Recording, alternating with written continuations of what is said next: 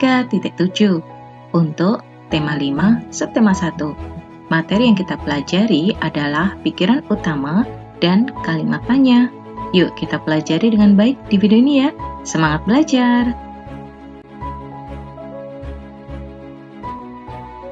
Terlebih dulu kita akan mengingat kembali apa yang dimaksud dengan paragraf.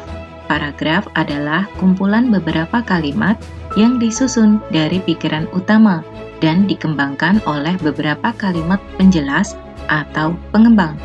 Nah, berikut ini contoh paragraf pada teks bacaan buku tematik kelas 5, tema 5 halaman 10.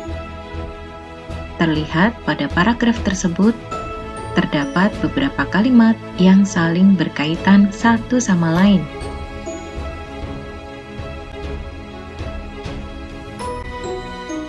Nah, setiap paragraf tersusun dari pikiran utama atau ide pokok yang dijelaskan oleh beberapa kalimat pengembang atau kalimat penjelas. Pikiran utama dapat disebut juga dengan istilah ide pokok, pikiran pokok, gagasan utama, atau gagasan pokok. Lalu, apa sih yang dimaksud dengan pikiran utama atau ide pokok? Pikiran utama atau ide pokok adalah gagasan yang menjadi dasar sebuah paragraf, atau dapat pula dikatakan sebagai gagasan yang menjiwai sebuah paragraf. Nah, pikiran utama biasanya disajikan dalam kalimat utama atau kalimat pokok. Dari penjelasan sebelumnya, kita dapat mengetahui bahwa pikiran utama atau ide pokok biasanya terletak pada kalimat utama. Lalu, apa sih yang dimaksud dengan kalimat utama? Kalimat utama pada sebuah paragraf merupakan kalimat yang menjadi dasar tersusunnya paragraf dan dikembangkan oleh beberapa kalimat penjelas. Yuk kita perhatikan contoh paragraf berikut ini yang kita dapatkan dari buku tematik kelas 5, tema 5 halaman 10. Paragraf tersebut memiliki kalimat utama berupa kalimat, pada dasarnya ekosistem yang ada di dunia dibagi menjadi dua, yaitu ekosistem alami dan ekosistem buatan. Selanjutnya, kalimat utama tersebut dikembangkan oleh beberapa kalimat penjelas. Contoh kalimat penjelas yang pertama, kemudian kalimat penjelas yang kedua, kalimat penjelas yang ketiga, kalimat penjelas yang keempat, dan kalimat penjelas yang kelima. Jadi paragraf tersebut tersusun atas satu kalimat utama dan 5 kalimat penjelas. Lalu bagaimana ya cara menentukan pikiran utama atau ide pokok dari sebuah paragraf? Yuk kita ikuti langkah-langkahnya. Yang pertama, kita membaca teks secara keseluruhan. Kemudian, mencatat hal-hal penting yang ditemukan dalam teks tersebut. Selanjutnya, kita memilah mana yang merupakan kalimat utama dan mana yang merupakan kalimat penjelas atau kalimat pengembangnya. Kemudian langkah berikutnya, kita menentukan kalimat utama. Dan langkah yang terakhir, kita merumuskan inti kalimat utama tersebut. Merumuskan berarti menyebutkan sesuatu dengan ringkas dan tepat. Yuk kita berlatih menentukan pikiran utama atau ide pokok dari sebuah paragraf. Kita perhatikan contoh paragraf berikut ini. Nah, kalimat utamanya adalah pada dasarnya ekosistem yang ada di dunia dibagi menjadi dua, yaitu ekosistem alami dan ekosistem buatan. Pikiran utamanya dapat kita rumuskan dari kalimat utama tersebut. Misalnya, ekosistem yang ada di dunia dibagi menjadi dua, yaitu ekosistem alami dan ekosistem buatan. Kita mengetahui bahwa pikiran utama atau ide pokoknya berada di awal paragraf, sehingga paragraf tersebut termasuk ke dalam jenis paragraf deduktif. Contoh paragraf kedua. Nah, dari paragraf tersebut, setelah kita membaca dengan saksama, kita mengetahui kalimat utamanya. ternyata kalimat utamanya terletak di bagian akhir paragraf, yaitu inilah musim dingin yang terjadi di negeri matahari terbit.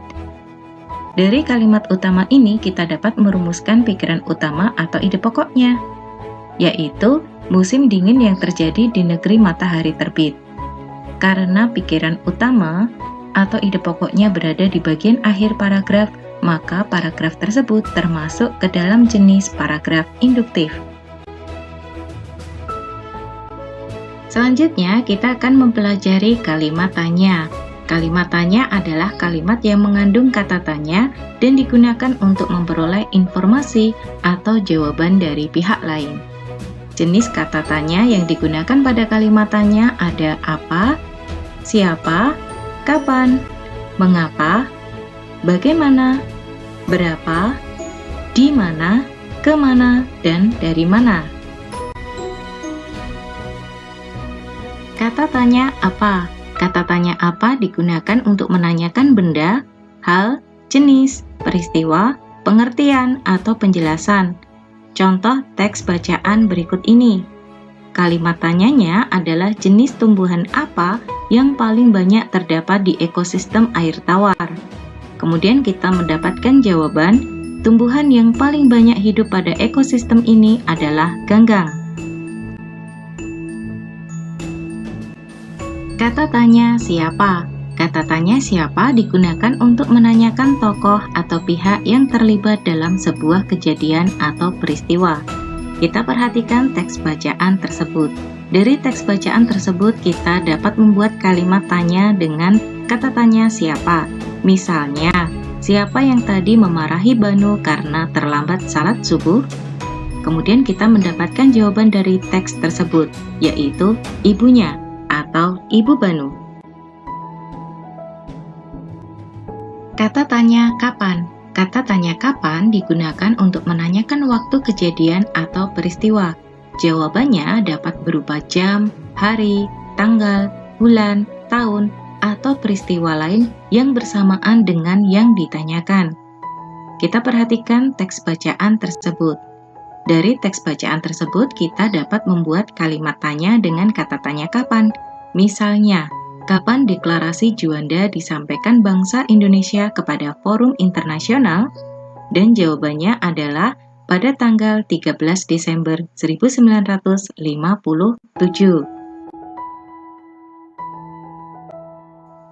Kata tanya mengapa? Kata tanya mengapa digunakan untuk menanyakan alasan atau penyebab terjadinya suatu peristiwa. Kita perhatikan teks percakapan rumpang antara Lani dan Bu Guru. Lani berkata, "Maaf Bu, saya terlambat masuk sekolah." Kemudian Bu Guru bertanya pada Lani, dan jawaban Lani adalah, "Saya bangun kesiangan Bu." Nah, kalimat tanya Bu Guru adalah, "Mengapa kamu terlambat?" Kalimat tanya tersebut sesuai dengan jawaban Lani, yang berupa alasan mengapa dia terlambat masuk sekolah. Kata tanya bagaimana? Kata tanya bagaimana digunakan untuk menanyakan kondisi, keadaan, proses, atau cara yang digunakan. Nah, kita perhatikan teks bacaan tersebut. Dari teks bacaan tersebut, kita dapat membuat kalimat tanya bagaimana, yaitu bagaimana pengaruh letak strategis Indonesia terhadap kehidupan sosial budaya? Nah, jawabannya adalah bangsa Indonesia menjadi bangsa yang terbuka untuk berinteraksi dan bekerja sama dengan bangsa lain yang ada di sekitarnya. Kata tanya berapa? Kata tanya berapa digunakan untuk menanyakan jumlah atau kuantitas satuan. Berikut ini teks bacaan yang dapat kita buat kalimat tanya dengan kata tanya berapa. Contohnya, berapa luas wilayah daratan Indonesia? Dan jawabannya adalah luas daratan Indonesia adalah 1.922.570 km persegi. Kata tanya di mana, kemana, dan dari mana. Kata tanya di mana berguna untuk menanyakan tempat terjadinya peristiwa atau perkara. Kata tanya kemana digunakan untuk menanyakan tempat tujuan. Dan kata tanya dari mana digunakan untuk menanyakan tempat asal. Berikut ini contoh percakapan antara dua orang dengan jawaban, aku membelinya di Toko Jaya Abadi. Di Toko Jaya Abadi merupakan tempat terjadinya peristiwa atau perkara, sehingga kata tanya yang digunakan adalah di mana. Kalimat tanyanya adalah, di mana kamu membeli baju ini? Contoh percakapan yang kedua, ada jawaban, aku akan pergi berlibur ke Bandung. Jawaban tersebut, berlibur ke Bandung, menyatakan tempat tujuan. Jadi kata tanya yang digunakan adalah kemana? Kalimat tanyanya adalah, kemana kamu akan pergi berlibur? Contoh percakapan yang ketiga, ada jawaban, aku berasal dari Bali. Berasal dari Bali merupakan tempat asal, sehingga kata tanya yang digunakan adalah dari mana. Kalimat tanyanya adalah, dari mana asal daerahmu?